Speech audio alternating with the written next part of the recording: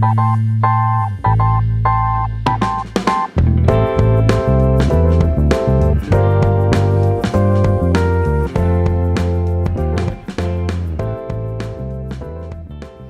and welcome to Terror Attacks, a citizen's response, in the aftermath of the London, Manchester and now Barcelona attacks.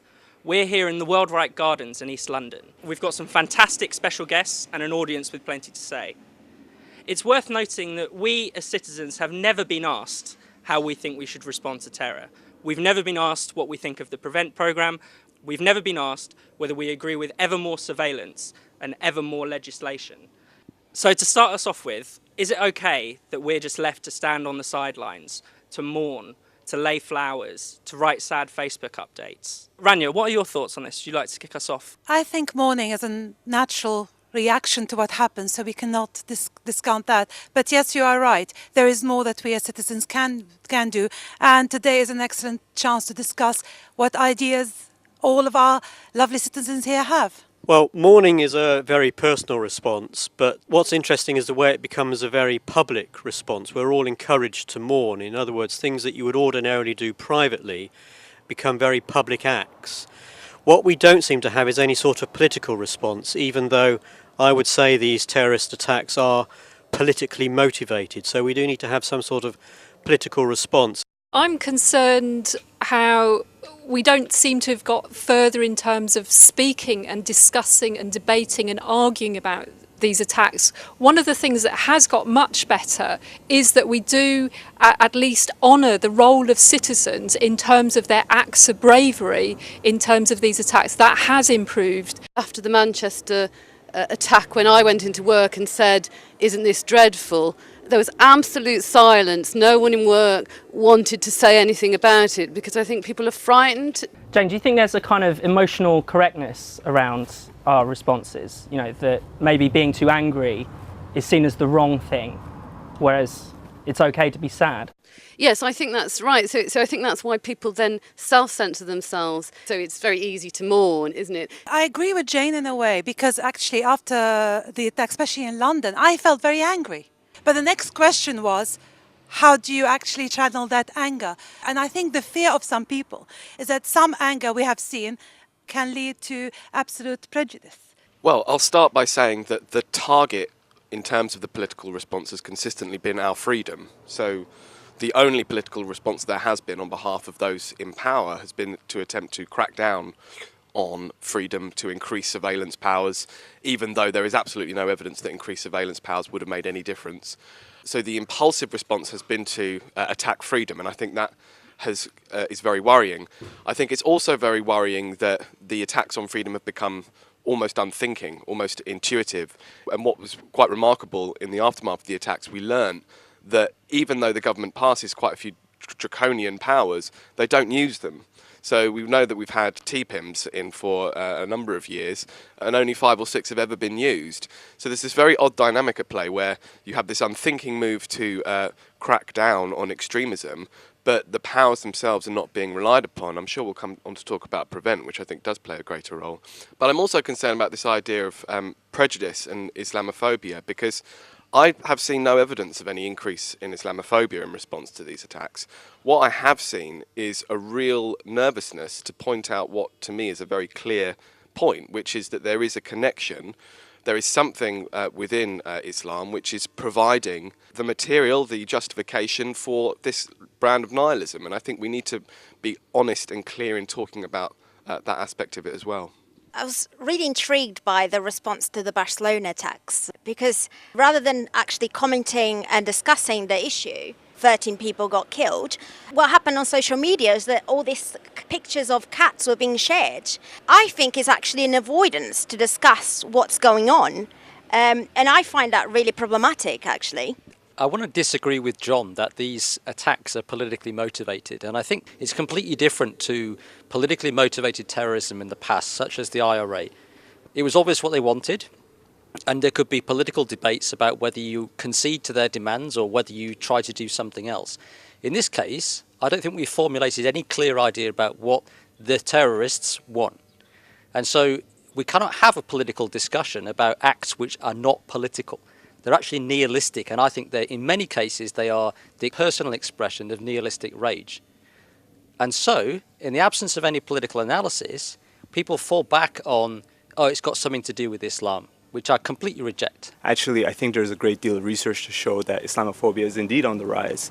One of the clearest cases of examples in research is that the experience of Islamophobia, at least within the Muslim community, is definitely on the rise. I find a real problem in people equating, if you like, the fear of Islamophobia with real death. So what happened in Barcelona, the death toll now is 16, and then the day after I think someone tugged someone's veil. And more Twitter responses in some ways seem to be anxious around the twitching of a veil of a lady walking down Las Ramblas. I don't think that's great behaviour, but the moral equivalent of the death is not the same as the twitching of the veil. And I think the thing that's happened with Islamophobia, as you say, after several people have been barbarically killed, feeling from the Muslim community, oh, look, someone looked at me askance in the street, or even someone nudged me, or whatever. But I don't think they're moral equivalents, and we have a discussion as if that is a moral equivalence. And until we say, no, it isn't, I think we can't move forward in working out a path morally forward. Whilst it's absolutely wrong to blame Muslims and to blame Islam, it's also completely surreal to say that there is no connection between Islam and these attacks. These aren't just any individual men going out and killing people. They are all proclaiming the Islamic faith. And so we have to recognise that. Otherwise, we end up in this very surreal situation where we say even mentioning that connection is somehow blaming Muslims or blaming Islam. I think that would be a very timid response.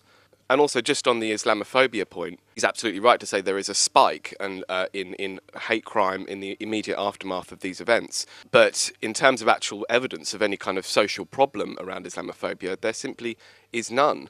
It would be too soon to have any with respect to the attacks that have happened this year. You could not have adequate evidence that there was any increase in Islamophobia since those attacks because not enough time has passed. So I think we need to be very wary of imagining social problems whilst ignoring the real ones. I wondered whether anyone wanted to comment on the way that, maybe the fear of Islamophobia is stifling debate around these issues. I mean, that clearly is a very real problem. There has been a line that has been blurred between the definition of Islamophobia and racism. The media is making it seem like it's now racism. So instead of us just attacking the religion itself, we're now being blamed for racism. I disagree with the idea that Islamophobia is increasing. I see no signs of that. And I think it's a way to avoid the difficult questions in society because there's always a reluctance to discuss and engage in robust discussion. And in this case, you just shut down discussion and debate by labelling people. So, you know, if anyone raises anything about Islam now, you are labelled Islamophobe, as if you have some sort of disease now. And I have a real problem with that because I think to be able to tackle these issues head on, we need a robust discussion. Ever since 9/11, Muslims in Western countries have come to feel like they're not part of the country that they're in. They don't feel like they're a citizen. This is something that we all recognize readily in the media. There's always that Muslim question. Do Muslims belong here or not, right? That is, by nature, Islamophobic. Terrorist attacks aren't only conducted by Muslims. There have been white terrorists and other cults as well, like, for example, the KKK. It's not fair to say it's just conducted by Muslims. Another thing, these terrorists are interpreting the Quran and its meaning in a very different way to the way I may read the Quran or the way I interpret it.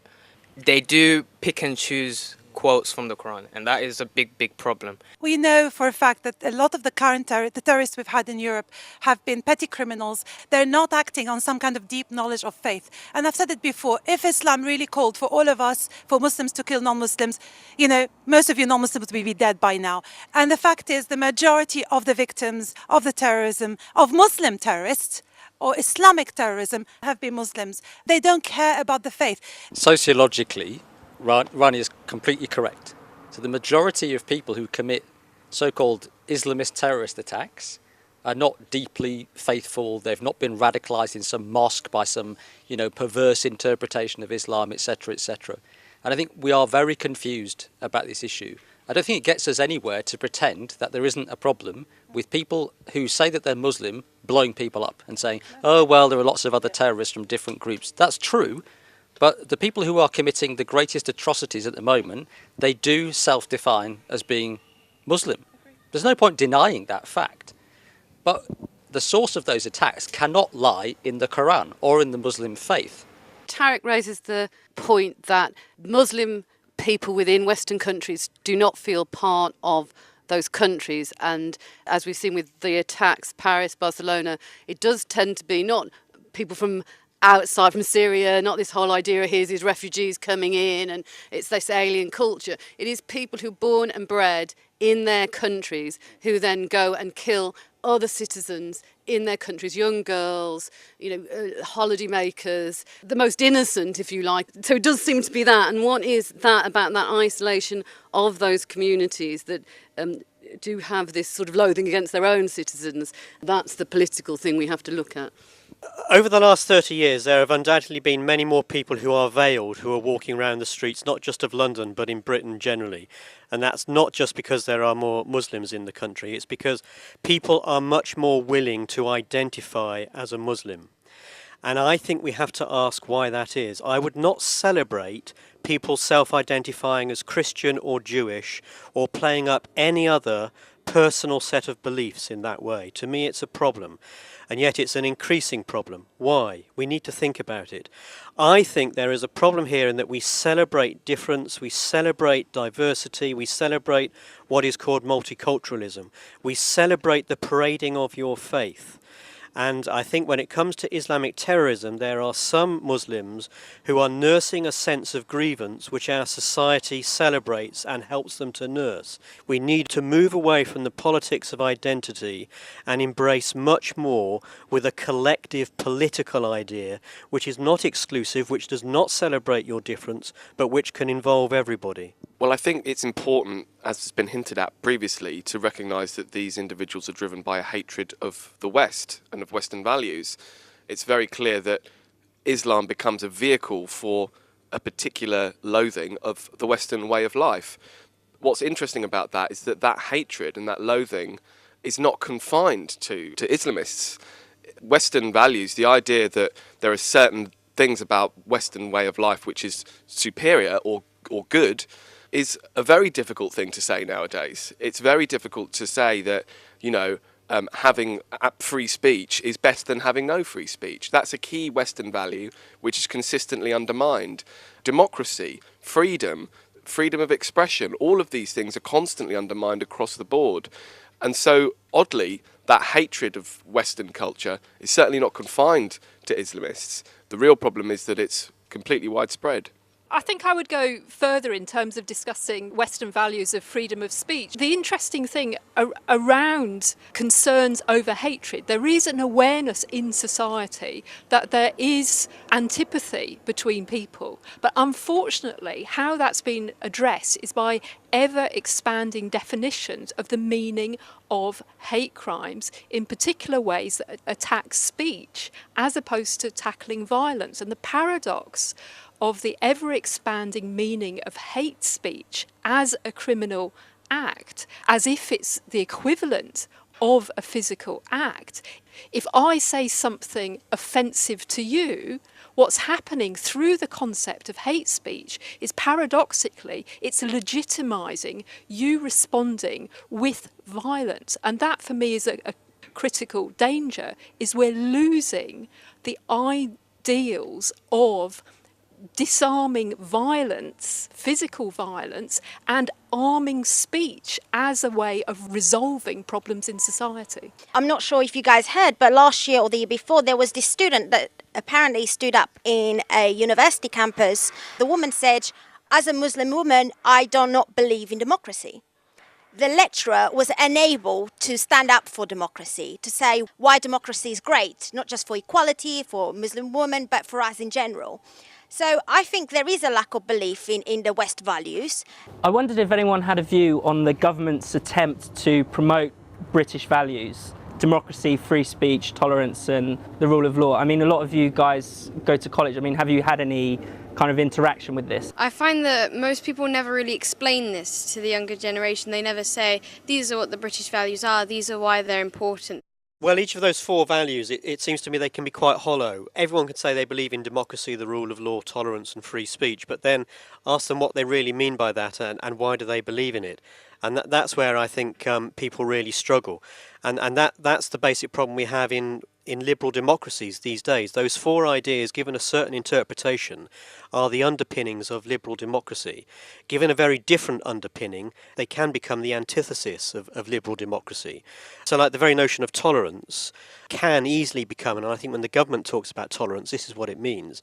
It means celebrate difference. It means don't challenge anyone. Everyone's view is as valid as everybody else's.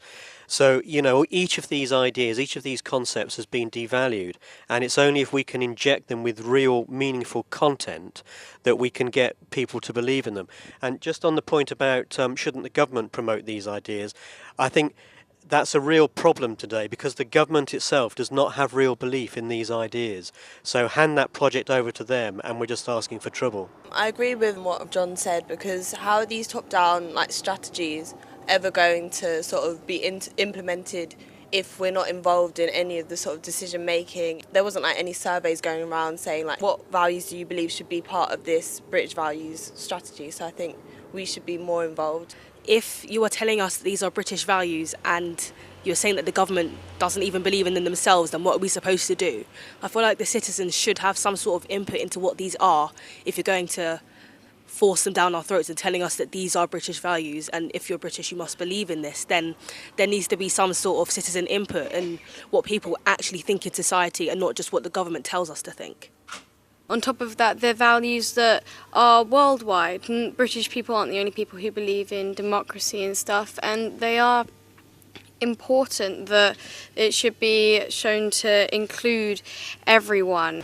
We believe in democracy, we believe in these rights, but how do other people see us actually living up to those ideals? Also, would people like to comment on the fact that in terms of the prevent duty, we haven't touched too much on prevent. For the viewer at home, prevent is the government duty, which means that every teacher or hospital worker or every state worker has a duty to inform the police or the government every time they see signs of someone being radicalised. This is a very top-down scheme which basically drums in British values through government crackdowns rather than through people being able to live those values. I agree with what's been said in that one of the central problems with Prevent and why it's caused so many problems is its attempt to artificially create a sense of British values and create a state-mandated version of British values. What ended up happening with the implementation of Prevent is that ended up actually doing the reverse. It ended up undermining a lot of people's freedom of expression. People were, there was a famous example of a young man arrested on campus for reading a particular book about terrorism when he was actually studying for a master's in terrorist studies. So all of these examples of breaking up, campus meetings, preventing certain people from having access to public space, all of this is done in the name of promoting British values, when actually what state-mandated versions of British values do is undermine democracy, free speech, and the rule of law. So I think it's absolutely right to say that we as citizens have to be part of not just defining what they are, but really arguing for them in the day-to-day. So insisting that whenever you see someone's having their freedom of speech undermined, you recognise that that is as much an attack on Western values. They're both built around the same purpose, which is to undermine the Western way of life. And whether that appears in the context of radical Islam or it appears in the context of campus censorship or something apparently more mundane, both of them are attacks on our way of life that should be dealt with. So we've had children, I think as young as 5, being caught up in the Prevent scheme for saying things like cook bomber when they meant to say cucumber. We've had university students hauled before the police because they're reading an Al-Qaeda training manual which is available in the university bookshop. There is an attempt to turn all public servants, including educators, into spies who are constantly on the lookout for radicalisation in their students. And we're not very good at doing that, because that's not our job and we're not trained to do it. And so what it does, it casts a ridiculously wide net, and many people are caught up in it. And most of the referrals that go on to the government are not followed up or investigated. So it's not even particularly effective in stopping terrorism. So it seems pretty clear from what we've been saying that prevent can't prevent terrorism. Should we scrap it? We should definitely get rid of Prevent, not just because it's censorious, it bans speakers that don't have the right kind of views, and it causes suspicion, it creates this suspicious environment. So we should definitely get rid of it because it's counterproductive. It's not tackling terrorism. I mean, the way to tackle terrorism is to have a robust debate with people that we disagree with constantly. So every time we encounter those we think have backward ideas, we should challenge them heads on, and for that we need more freedom of speech.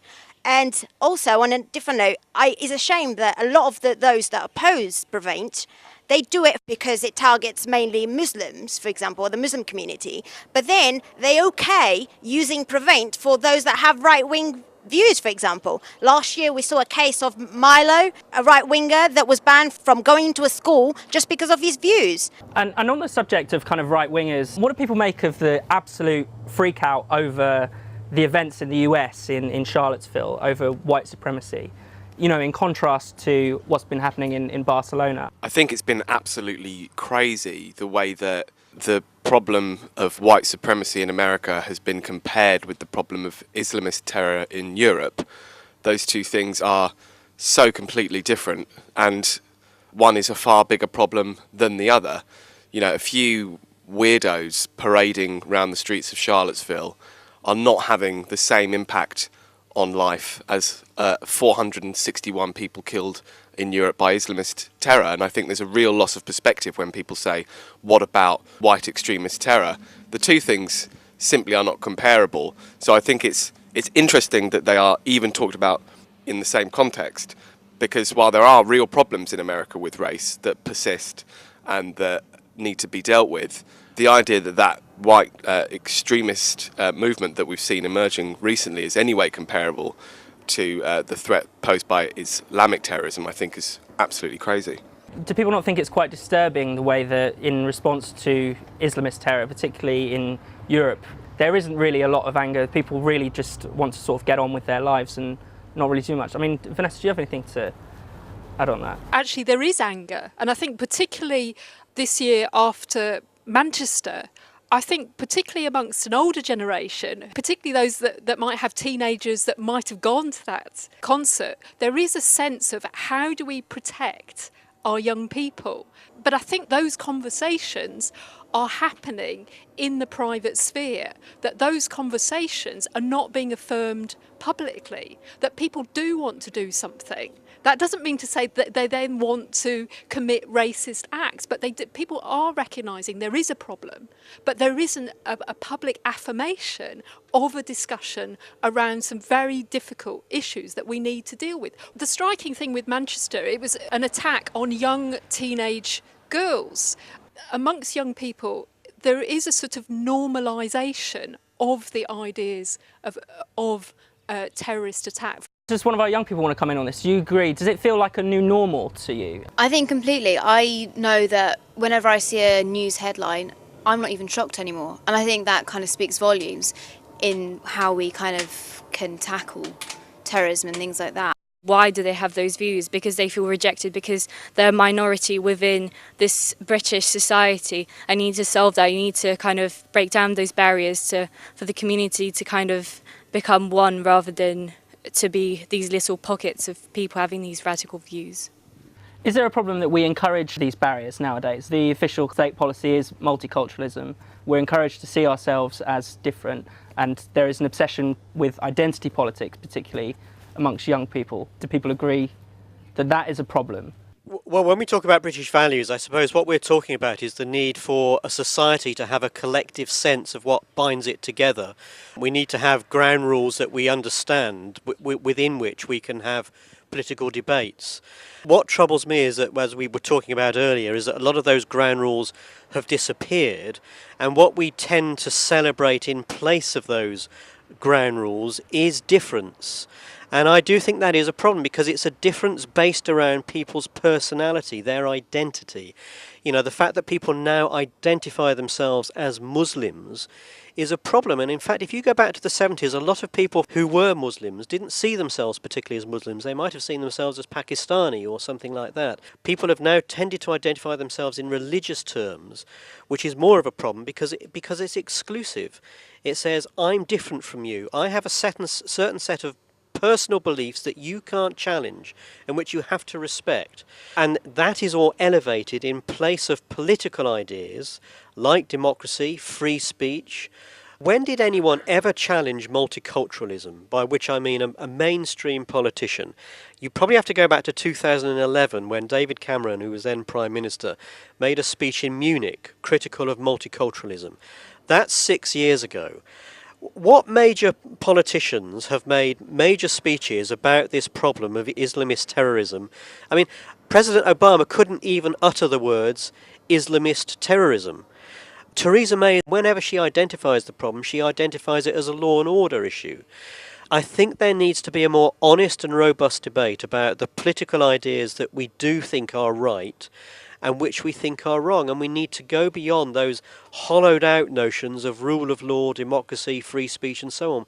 We need to say what they actually mean. So when Muslims say, you can't criticise my God, you can't write about my God critically, you can't portray my God as a cartoon. No, that is wrong. Every religion has to be subjected to criticism. We all have the right to do that, and we must assert that right without fear of offending people's religious sensibilities. Jane. So we have to think and understand ourselves as democratic citizens of this country. For us to be truly equal is to actually fight against identity politics, because I think the government have said, instead of we look at Muslims as equal people, I think this is Tariq's point, they've looked and said, you're Muslims, you're different from us, your identity is one as a Muslim instead of a democratic equal. And in many ways I think the Muslim community has taken on that identity rather than saying, well, no, we don't want that identity, we want to be equal, we want to fight for our democracy within Britain. So I think women have a tendency to do that now, instead of saying, well, we're equal. Often there's quite a lot of whining, it's not fair, can the government hand us down a better pay packet, or, you know, so I do think identity politics tends to make us whiny, and in certain senses violent. I think when you feel frustrated, you've got a sense of entitlement. And so I think it is up to us to fight to be recognised as democratic citizens and to understand what that is. I think it's kind of unfair. We're having a conversation about terrorism and there's almost a sense that identity politics is one of the causes of terrorism, because to me that's kind of a side issue. Let's be clear. The key thing that the white nationalists in America do have in common with the jihadist terrorists in Europe is an obsession with identity and identity politics. They are constantly propagating the fact that their identity has been violated. That is the source of their rage. It's all about, you have offended my identity. In America, with the white nationalists, it manifests itself in having statues pulled down or not being able to fly the flag of the Confederate Army. In Europe, it manifests in taking, aim at the way that we live our lives. But both of them are driven by a sense of offence at their identity. That's what they share. So identity politics is the context for a lot of this contemporary terrorism. This is what is driving it. It's this obsession with what makes us different, this obsession with being offended by others, having that sense of identity violated. So if we look at the identities of these people who actually commit the attacks, in many cases these are petty criminals, they're involved in drugs, they tend to be second-generation immigrants who are experiencing a crisis of identity, not a particular strong identity that they exaggerate and cling to, but they're pulled between different identities and they don't know how to practice their religion in the contemporary society. Is what a lot of sociological research into the people who actually do these attacks shows.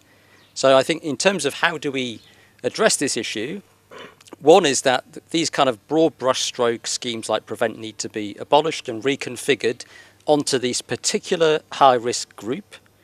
And then secondly, what do you do as citizens? I think there's a lot to be said for the keep calm and carry on approach. Not mourning, not treating terrorism as if it's a natural occurrence, but to live the values that you think are important.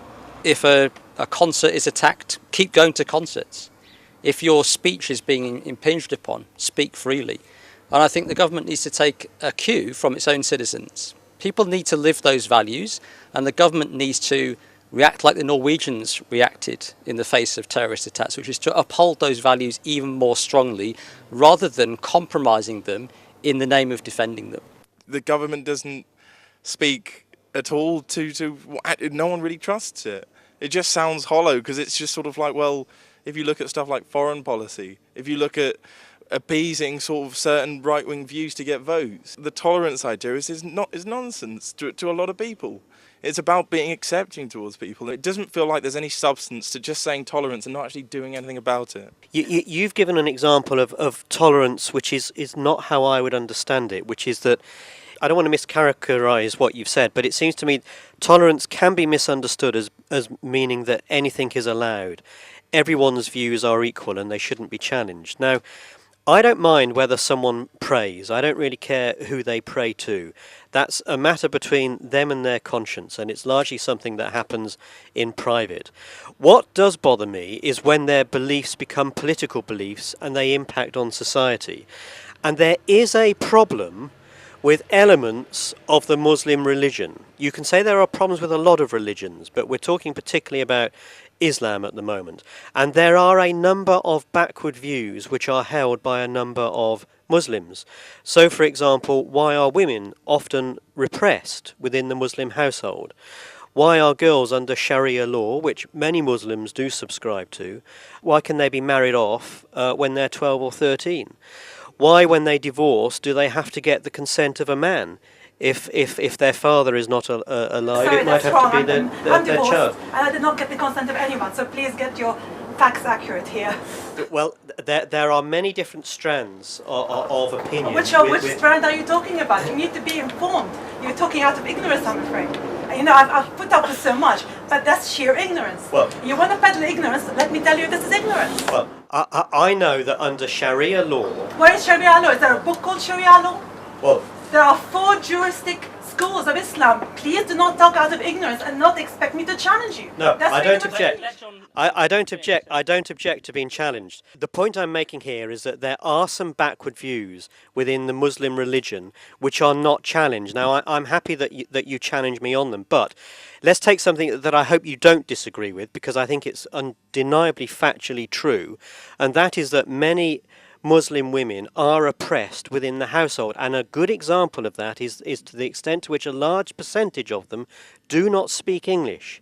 They have not had access to society that even gives them a need to speak English. This is not true for all Muslims, but there is a problem there that we should identify.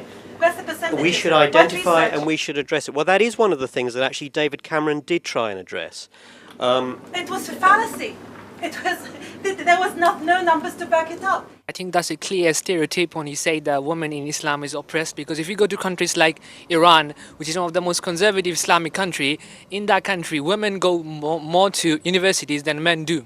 That sort of mentality where you stereotype and alienate Muslims, especially teenagers like us, which creates a status frustration in us and which allows us to be more radicalized, makes us more vulnerable. And when you do this, you're being a Islamophobic. The more this discussion goes on, the more I'm thinking we are living in a world of complete denial. We simply can't face up to a very clear problem here. I mean, these aren't just petty criminals. To say these are just petty criminals who happen to go out and commit mass murder is living in a fantasy. They attacked Charlie Hebdo, a newspaper, for offending the Prophet Muhammad. They attacked an Ariana Grande concert because they thought the young girls that were attending were over-sexualized. These are not random attacks committed by petty criminals driven by nothing but nihilism. There is something deeper going on here. And that in itself is really interesting, that we can't draw a distinction between petty criminality or even very serious criminality and whatever is going on amongst these young men. There is clearly something about identity. It is about being offended. That's what's at the heart of it. That's what drove all of the major significant attacks in Western Europe. It was a sense that they were offended by Western life and by Western values and by assertions of Western values. And to just simply deny that there is any connection between their actions and some notion of faith is completely balmy. Just quickly, it's also completely true that none of them are devout Muslims. That's absolutely correct. But that doesn't mean that they are not self-identifying, as we discussed earlier. They are self-identifying as Muslims.